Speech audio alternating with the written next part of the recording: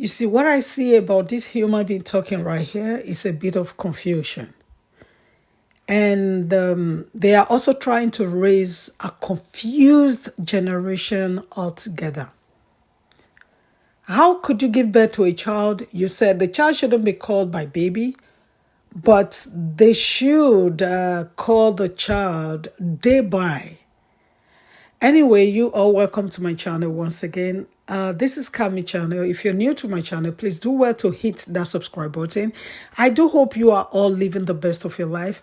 God bless you. And as we dive into this video, it is very saddening that most of us has gone the other way around, not even putting the fear of God in our hearts anymore. Like these people, they are recognized as the gender neutral families based in UK.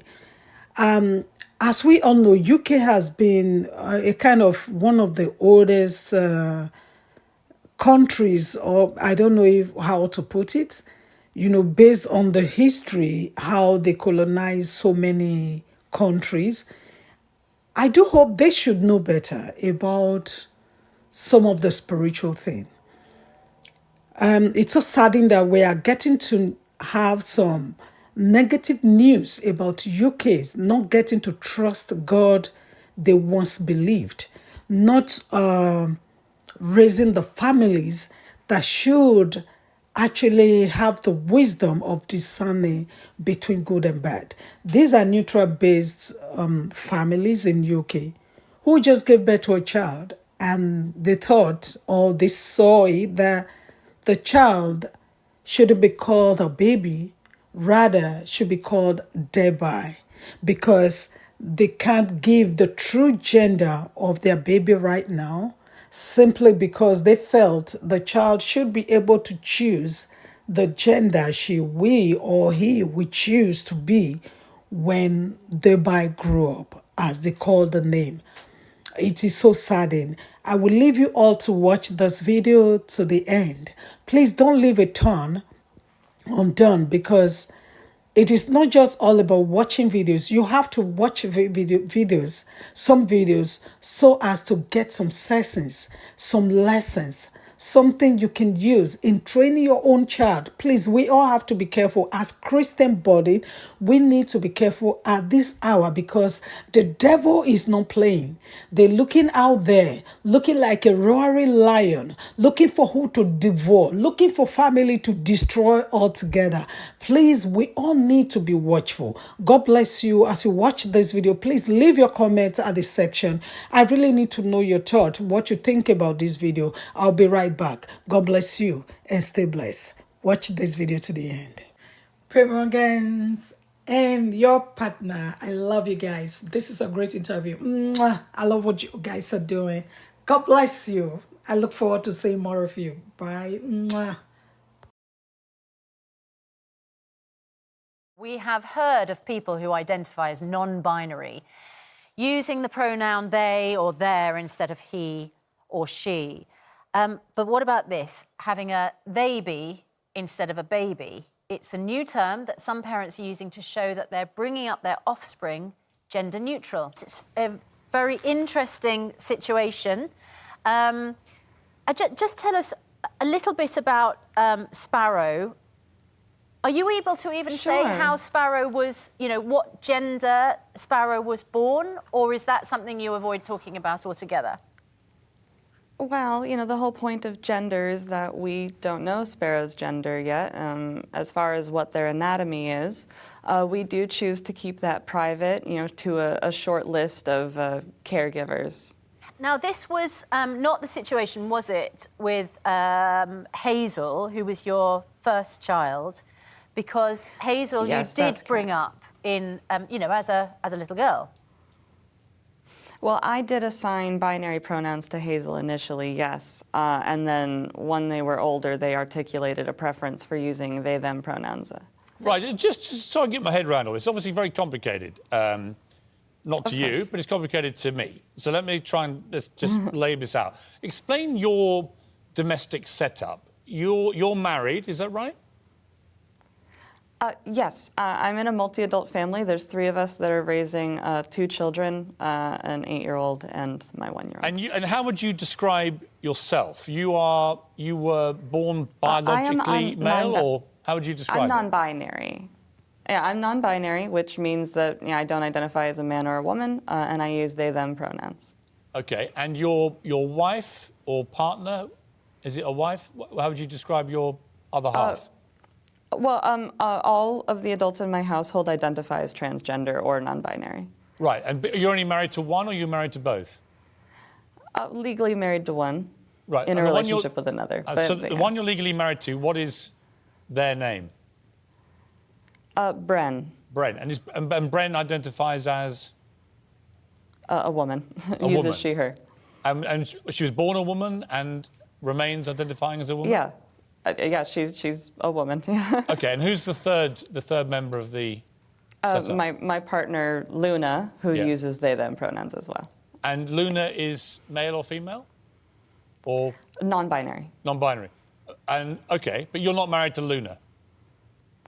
No. Okay, and you have 2 children in the house. Yes. Okay, and just to clarify again, Sparrow, we don't know whether Sparrow was born male or female because you haven't said that, but Sparrow is now non-binary?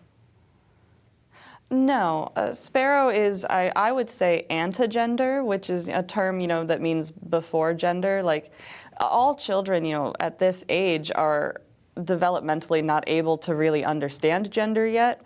It's just something that they don't have the understanding for. So it's not that the child is non-binary, it's that the child just doesn't have any gender yet. Right, but the child, look, let me try and get my head around this. Obviously, they do have anatomy. Right, Yeah. so what anatomy does Sparrow have? Well, that's something that we don't usually discuss unless it's necessary with maybe a medical professional or, a caregiver. Right, so... Ari, okay. I just wonder if I can intervene here, because I think that a lot of people find this very confusing. And it's because people think that if you are born with biological anatomy that indicates that you're either male or female, then therefore you have that gender identity. You're a man or a woman. But can you explain why you think that that isn't helpful, that the anatomy that you are born with biologically shouldn't dictate your identity? Because I think that's the sort of bigger point that your situation is trying to get to, isn't it? That when you're born with certain genitals, society decides how you should act. And as far as I'm trying to understand it, that is what you're railing against. Am I right?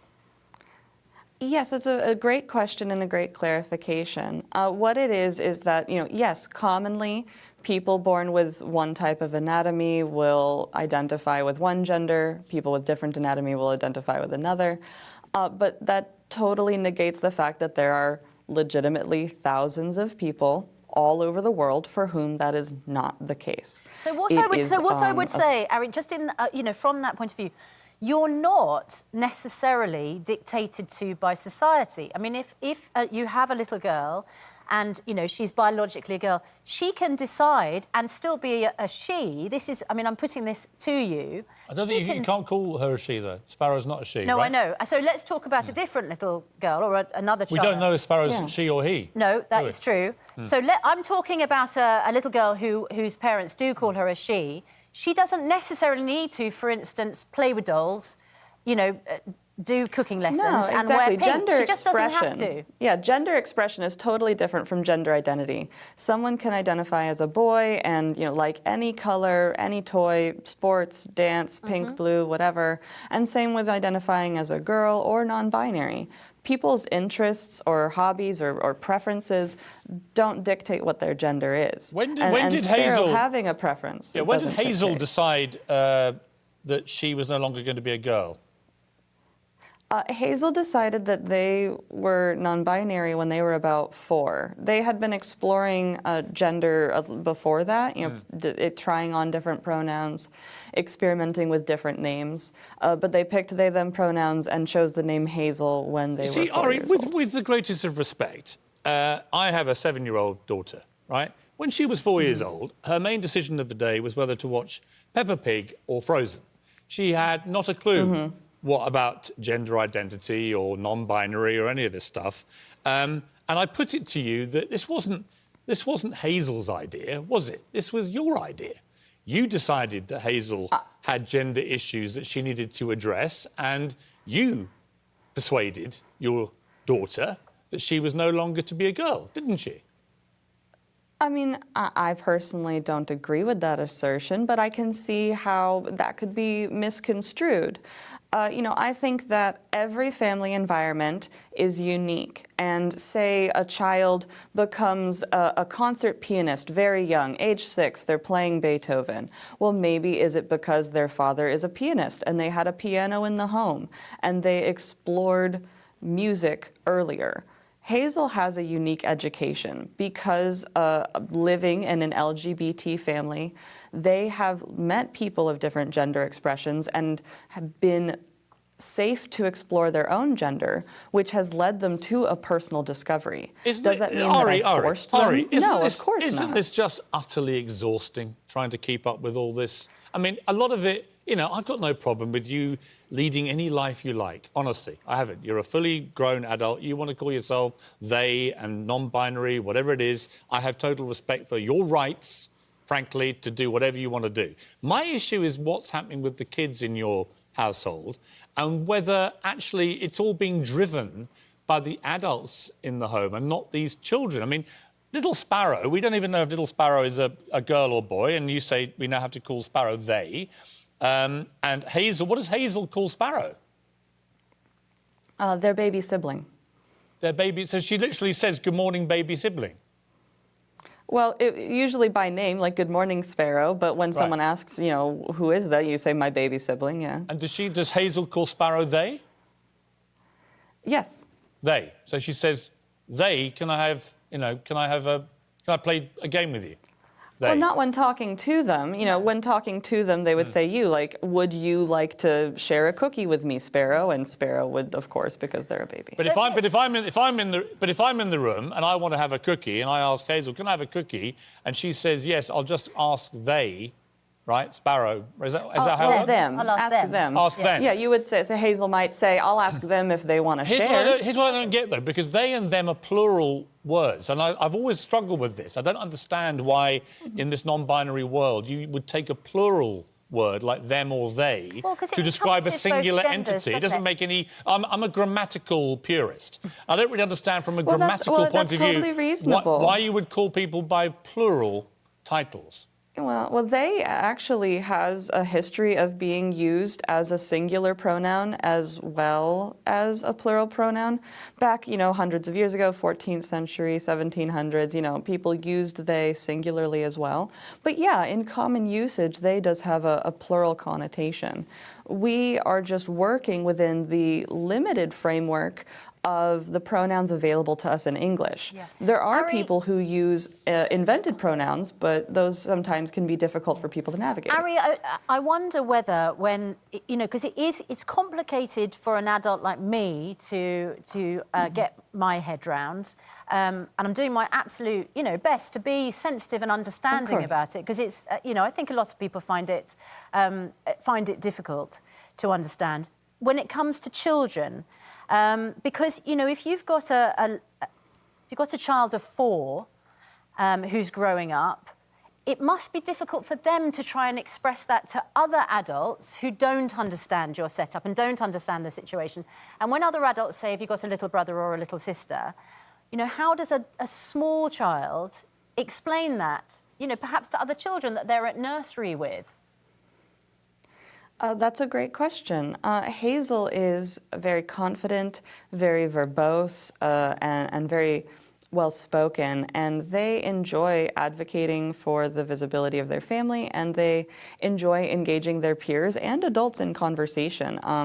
Obviously, I've never forced them into a spotlight, and I've told them, you know, that they can always choose to disengage when they don't want to over-explain themselves. But to them, it's pretty simple to say, oh, we don't know Sparrow's gender yet. They're going to tell us when they're older. Right now, we use they, them pronouns. What happens if Sparrow decides? How old is Sparrow? She's 4 now, right? Or they is 4. They is 4. Sparrow is 1 year old. Sparrow. Sorry, I'm sorry. Hazel is 4, and Sparrow is 1. Hazel right? is 8. Okay. Hazel changed their Hazel gender has been at 4. non-binary for 4 Hazel years. changed her gender at 4, but is now 8, and Sparrow is 1. Yeah. What happens if Hazel decides tomorrow she would now like to be a girl or a boy? I don't. Well, then I would support that. Hazel, is totally allowed to continue to explore their gender and have it evolve. Gender isn't always a static thing for some people. And what is Sparrow? Being what is non-binary Sparrow? and using they, them is what they want right now. Okay, and if Sparrow, when she gets to say 3 or even 2, when they can first start to talk, if her first words are, I want to be non-binary, or I want to be a boy, or I want to be a girl, would you just respect anything that a 2-year-old child would say? You accepted a 4-year-old's insistence on changing gender. Would you accept a 2-year-old? I would accept that that child was exploring. I think that at that age, gender Ari, a child of 2 is in not no. set in stone. I'm sorry to be the stick in the mud here. A 2-year-old kid hasn't got a Scooby-Doo about any of this stuff. The idea that you would literally, the idea that you would even, thing. If my the kid idea said that that they you as wanted a to pretend to be parent, I'm sorry, Scooby-Doo, but I would play along. let me And follow the child. The idea that you as a parent would even countenance the idea that a 2-year-old child has any ability to form any serious perception of gender, I think, frankly, I put it to you respectfully, is utterly ridiculous and actually damaging to that child. Well, then in that case, if a 2-year-old child, as you say, genuinely has no ability to conceptualize gender, isn't it toxic and bizarre that at 2 we are telling someone you are a boy because of your anatomy? If that 2-year-old genuinely can't conceptualize of what a boy is, isn't it make more sense that if a 2-year-old genuinely has no ability to process what a gender is, as you said, that I don't, tell them what their gender is, and I don't emphasize gender constantly. I let them be what they are, which is a toddler. Say you offer structure. What could be more of a structure than actually saying to your child, this is your name and that's your name? And if when you get to be an adult, you want to change your name, then you become your own adult, your own responsibility, you take your own decisions. Part of being a parent is until a child reaches adult age, actually the parent takes these decisions. What are you doing as a parent? But I guess as a parent, you're saying just get on with it. My opinion is that I feel that what you're expressing is a bit of childism, which is assuming that someone has to be a legal adult to have the capacity to know themselves. Childism is a new one. And I think a child can explore identity. All right, Ari, I've heard just about every ism imaginable. I've never heard. I've been accused of every ism, and I'm struggling with this new world of isms. Right? What is childism? You're against children making their own decisions. I believe that, childism is the normalization of the mistreatment of children just because they're young. Assuming that they can't have opinions or ideas, that they can't, obviously they do need guidance and structure, but mistreating them or treating them like property or denying their identity and autonomy. So giving a child a gender because of its anatomy, assuming that they're boy or girl, or giving them a name, all that would be childism from your point of view? Not giving them, but forcing them to use them regardless of what the child wanted. So if a 3-year-old child decides, I'm no longer a boy or girl, I'm no longer going to be called Bob, I want to be called Doris, whatever it may be, if a 3-year-old child decides to do that, and I object and say, no, your name is Bob, not Doris, and you're a boy, not a girl, at 3, then I'm guilty of childism. Potentially, yes. Having watched this video, I do know you have 1 or 2 things to pick out from this video. Please, let us be guided, because God Almighty has proven everything, or has told us everything aforehand, that this world is going to be like this. Let us be careful in how we raise our children. If you stick to this video to the end, please do well to actually leave your comment at the section and like this video, share it, and subscribe to my channel. God bless you. I'll see you in my next video. I do hope, please, that we all need to keep our family safe from the destructions of the devil. God bless you. I'll see you in the next video. See you then. Bye.